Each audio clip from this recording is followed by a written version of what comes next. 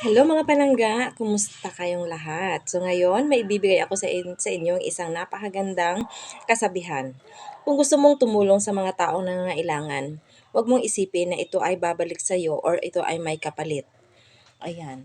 Kapag tayo po mga palangga ay tutulong or tumulong sa kapwa natin na alam naman nating nangangailangan, huwag nating isipin na sa panahon na tayo ay mangangailangan din, ay nandiyan sila upang tulungan tayo. Dahil sa kalimitan o sa karamihan ay hindi yan nangyayari. So kapag ikaw ay tumulong, huwag mo nang isipin na ito ay babalik sa iyo. Katulad na lamang halimbawa kapag ikaw ay nag-invest sa isang business, huwag mo isipin na ikay kikita agad. So pag nag-invest ka, isipin mo na lamang na ito ay isang investment at posibleng maging umalugi ka. So ganyan din ang ating iisipin kapag tayo tumulong sa ating kapwa.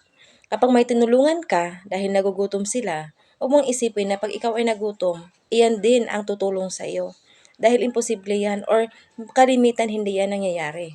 So, sa lahat ng tulong na ating gagawin, huwag nating isipin na ito ay babalik sa atin o may bumalik sa atin.